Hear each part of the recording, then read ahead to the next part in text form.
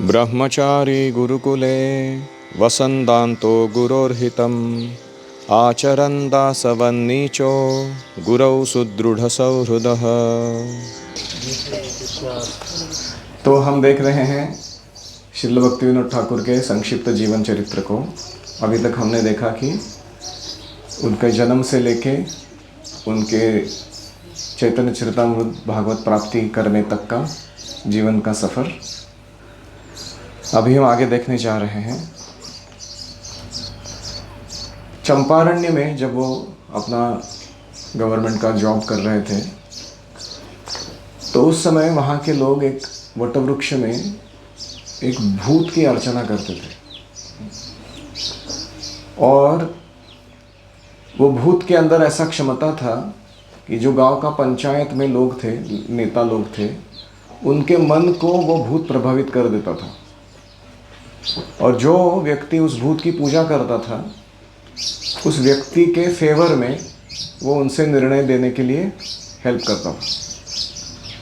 तो भूत की आराधना करने के लिए उसको मुर्गा काटो, बकरी काटो, अलग अलग भयंकर प्रकार के भोग लगाओ भूतों के, वो सब काम चल रहे थे।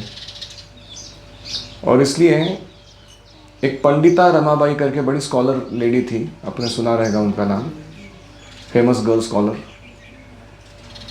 तो केदारनाथ जी ने क्या किया, उस भूत का निवारण करने के लिए इस पंडिता रमाबाई को श्रीमद् भागवत का पाठ करने के लिए उस पेड़ के नीचे जाके बिठा दिया। 1 महीने तक ये पारायण चला श्रीमद् भागवत का। 1 महीना जब पारायण खत्म हुआ उसके बाद वो पूरा पेड़ जो है वो धड़ाम से ज़मीन पे गिर पड़ा और वो भूत जो है वो उस जगह को छोड़ के हमेशा के लिए चला गया। इसके बाद वहाँ के चंपारण्य के लोगों का श्रीमद् भागवत पर विश्वास दृढ़ हो गया। इसके पश्चात इनका पोस्टिंग हुआ पुरी में, जगन्नाथपुरी में। वहाँ वो फेमस कथा होती है, कौन सी? बिशकसेन। ये बिशकसेन नाम का व्यक्ति था। ये खुद को ब्रह्मा, विष्णु और शिवा का अवतार समझता था और इसके पास बहुत सारी काली जादू थी, तांत्रिक था वो, और वो लोगों को ऐसा प्रभावित करता था अजीब अजीब मैजिक ट्रिक्स दिखा के कि लोग भी उसको सही में मानने लगे थे ऐसा कि वो भगवान का अवतार है।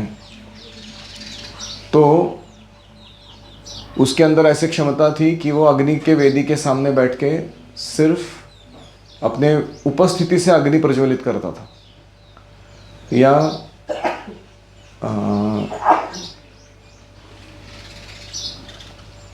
कभी कभी वो अग्नि के सामने अगर अपने सिर को ऐसे हिलाता था आगे पीछे तो उसके जटाओं में ज्वालाएं प्रकट होती थी, बहुत तीव्र ज्वालाएं। उसको देख के लोगों को लगता था ये क्या हो रहा है, और उसके बाल जल के से नहीं जा रहे अगर ज्वाला आ रही है उसमें। तो उसने कहा कि लोगों को बताया कि मैं महाविष्णु हूँ और मुझे आप लोग अगर वर्शिप करेंगे तो मैं कलयुग में आपका उद्धार करने के लिए आया हूँ। मैं आपको सारे दुखों से, सारे परेशानियों से मुक्त कर दूंगा।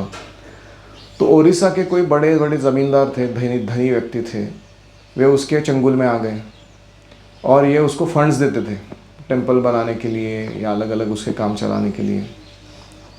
और इसको उन्होंने कुछ स्त्रियों को भी गिफ्ट किया था और वो स्त्रियां इसके रास लीला में भाग लेती थी महाविष्णु के। और ये बिशकसेन जो था उसने वहाँ के तब के जो ब्रिटिश रूलर्स थे उनके खिलाफ अपना फरमान जारी किया कि ये ब्रिटिशर्स जो है वो क्या है, ये हमारे हिंदू के खिलाफ हैं और उनको निपटने के लिए मैं आया हूँ। आप लोग मेरा साथ देंगे तो मैं इनको कुछ ही समय में खदेड़ के निकाल दूंगा भारत में से। तो ऐसा उसका एक नेशनलिस्टिक स्पिरिट भी दे दिया था उसने अपने मूवमेंट को। हालांकि मूवमेंट किसका था?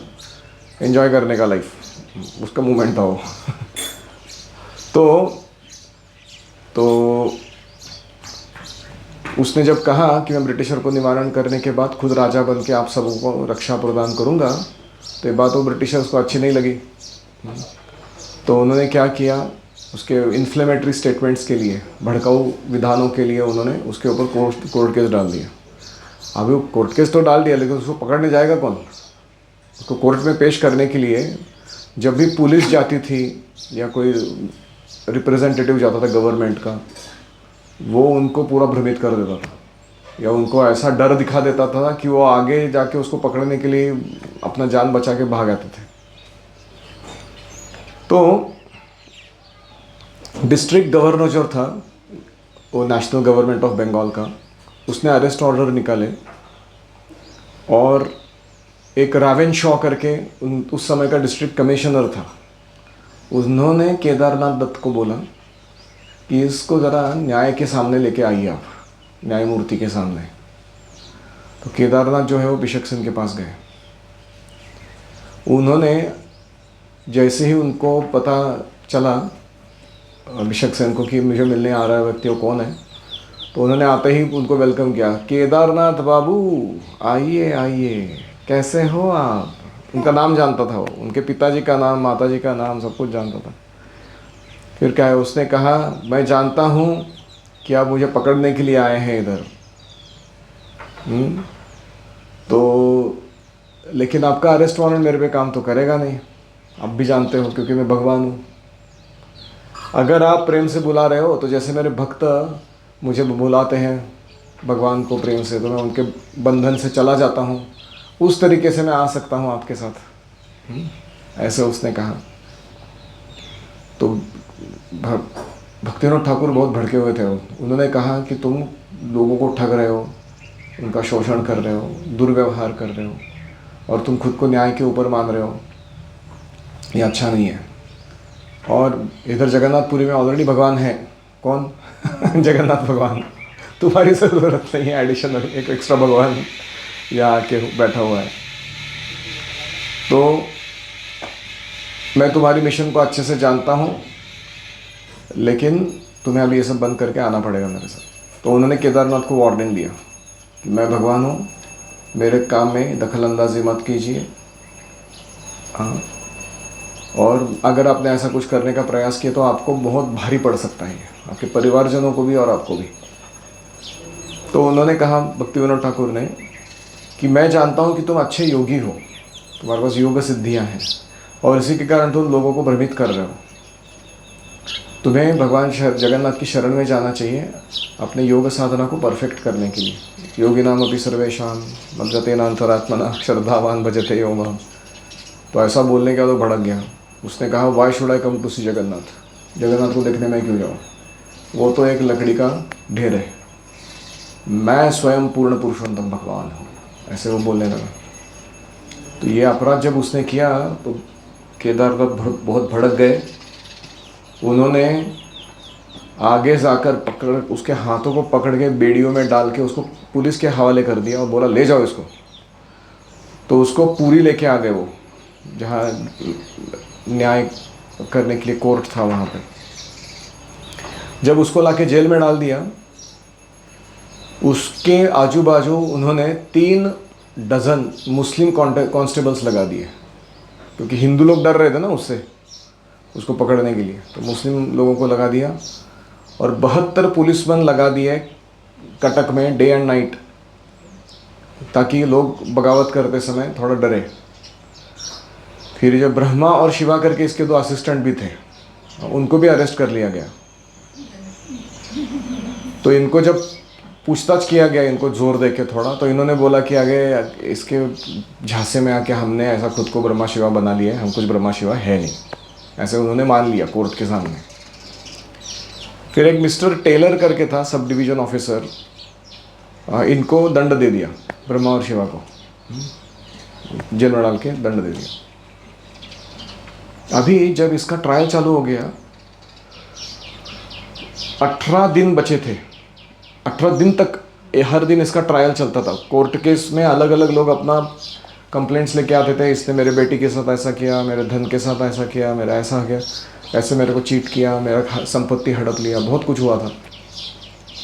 तो उसके लिए उसका स्टेटमेंट लिखे जा रहे थे। 18 दिन तक कोर्ट केस चला, और 18 दिन के बीचों बीच हज़ारों लोग वो कोर्ट रूम के बाहर इकट्ठा होकर नारे लगाते थे कि ये बिशप सिंह को छोड़ो वरना हम सबको मार डालेंगे, तुम्हारा सारा कोर्ट जला देंगे, पुलिस स्टेशन को नष्ट कर देंगे, ऐसे बहुत सारे नारेबाजी कर रहे थे वो लोग। तो छठे दिन जब ट्रायल चल रहा था तो कदम्बिनी नाम की 7 साल की भक्तिविनोद ठाकुर की बेटी थी, वो बीमार पड़ गई। इतनी बीमार कि ऑलमोस्ट मरने की उसकी अवस्था आ गई, अबाउट टू डाई। तो भक्तिविनोद ठाकुर जानते थे कि ये योगी के पास शक्तियाँ हैं बहुत सारी, इसलिए वो ऐसा दुष्प्रभाव कर रहा है वो। फिर इन्होंने कहा, उनकी पत्नी जो थी वो कहने लगी, अरे आप छोड़ दो ना इस व्यक्ति को, आप क्यों अपने घर को बर्बाद करने के लिए लगे, लोग तुम्हारे पीछे पड़े हुए हैं, कभी भी जान जा सकती है। तो भक्तिविनोद ठाकुर ने कहा कि हम सारे के सारे परिवारजन सारे मर जाए तो भी चलेगा मुझे, लेकिन मैं इस ठग को दंड दिए बिना छोड़ूंगा नहीं। तो उसके कुछ दिनों पश्चात वो कोर्ट में गए योगी के जजमेंट देने के समय, तो उसने वापस अपनी पावर्स दिखाई। उसका ऐसा पावर था कि उसके आँखों से या कानों के या आजू बाजू से चिंगारियाँ निकलती थी और वो सामने वाले को जाके ऐसे थोड़ा झटका मार के वापस आती थी, इलेक्ट्रिक शॉक जैसा। तो ये सब उसने दिखाया। उन्होंने वापस भक्तिविनोद ठाकुर को धमकी दिया, कहा कि आपने मेरा प्रभाव देखा है, बच्ची मरते मरते मैंने ही बचाई दया करके आपके ऊपर, अभी आपकी बारी है, कोर्ट केस पीछे लो, मेरे को रिहा करो वरना और बुरा हो जाएगा। तो लास्ट डे था, 18वां दिन, केदारनाथ जी का खुद शरीर में बुखार आ गया, उनको उठ के कोर्ट की तरफ जाने के लिए भी शक्ति नहीं बचा था, इतना बुरा हाल हो गया। इसके बीच में भी वो उठ के आए, कोर्ट में आए, और जैसे वो उनके बेटी को हुआ था वैसे ही मरणासन्न होने की अवस्था में भी रहते हुए उन्होंने जजमेंट पास किया। उसने ही प्रोनाउंस द मैन गिल्टी, उसको दोषी करार करते हुए उन्होंने 18 महीने का कारावास दे दिया उसको। बोला 1.5 साल तक जेल में रहना पड़ेगा इसको, और भी सॉर्ट आउट करेंगे लेकिन इतना तो मिनिमम है। तो ये सुनने के बाद लोगों के बीच में जो आवाज़ें शुरू हो गई, बाहर लोग चिल्लाने लगे, मारो, पता जान से मारने के लिए वगैरह बहुत कुछ होने लगा। उसके बीच में एक और चीज़ हुई कि एक डॉक्टर वॉल्टर करके डिस्ट्रिक्ट मेडिकल ऑफिसर था, और जब ये जेलिंग का जो सेंटेंस रीड किया जा रहा था उसके बीच में उसको पता था कि ये भारत के जो योगी लोग होते हैं अपने जटाओं में अपनी योग साधना की सिद्धियों को धारण करते हैं। तो उसने क्या किया, एक गार्डन में रहता है ना वो बड़ा घास काटने का कैंची, हाँ वो लेके आए थे वो साथ में। उन्होंने 2 कांस्टेबल्स को बोला उसको पकड़ो करके, तो उसको कोर्ट में वो खड़ा है कटड़े में, उसके अंदर ही 2-4 लोगों ने पकड़ लिया हाथ पैर को उसको, और एक गार्डनर जैसे ही व्यक्ति लाया था उन्होंने कोई, तो उसने वो कैंची बड़ा वाला यूज़ करके उसके सारे जटा काट दिए। जैसे ही उसके जटा काट दिए, वो बहुत दिनों से फास्टिंग करके बैठा था, 18 दिन खाया पिया नहीं था उसने, कुछ पानी नहीं पिया था, खाया नहीं खाया था, स्टूल भी पास नहीं किया था, यूरिन भी पास नहीं किया था। लोगों को लग रहा था सही में भगवान नहीं है, ऐसा कोई करके दिखाएगा तो उसका जब ये काट दिया गया जटा, वो ऐसे चूहे जैसा बन गया वो, सारी सिद्धियाँ चली गई, ज़मीन पे धड़ाम करके गिर पड़ा, खाया पिया नहीं था, कुछ शक्ति नहीं थी उसके अंदर शरीर के। और फिर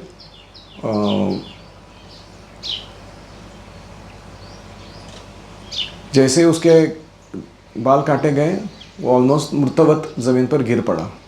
फिर उसको शेल्टर में जाके, मतलब जेल में जाके डाल दिया गया। 3 महीने के अंदर ही उसको सेंट्रल जेल से, उस छोटे जेल से निकाल के सेंट्रल जेल भेज दिया गया जो मिदनापुर में है। और 1873 में उसने विष प्राशन करके आत्महत्या कर ली, वो व्यक्ति ने, जेल के अंदर। अभी उसको जेल के अंदर विष किधर से मिला वो अलग क्वेश्चन है। तो ये हुआ बिशक सेन का कथा। और ये भक्तिविनोद ठाकुर के चरित्र में बहुत बड़ा हाईलाइट बना कि ऐसे व्यक्ति को दंडित करना, वो भी इस परिस्थिति के अंदर जहाँ लोग तुमको इतना अपोज कर रहे हैं, और इतने सारे लोगों को न्याय प्रदान करना उसको दंड देकर, उसके कारण इनका नाम मान सम्मान जो है बहुत बढ़ गया। ऐसे ही इनका आगे फिर आध्यात्मिक जीवन के प्रति रुचि बढ़ने लगा। स्टडीइंग, चैंटिंग, राइटिंग, ये 3 काम करने के लिए इन्होंने अपना समय और ज़्यादा देना शुरू किया। जनरली लोगों को अगर प्रसिद्धि आ जाती है तो वो क्या कम करते हैं, स्टडीइंग, चैंटिंग एंड सर्विस, वो कम हो जाता है। वो फेम के वो लहरों पर वो अपना सर्फिंग करने में उसको मज़ा आता है। लेकिन इनका उल्टा था, और इस प्रकार से उन्होंने अपने भक्ति को तीव्र करने के लिए इनका आश्रय लिया। तो हम यहाँ पर विराम देते हैं। किसी का कोई प्रश्न है?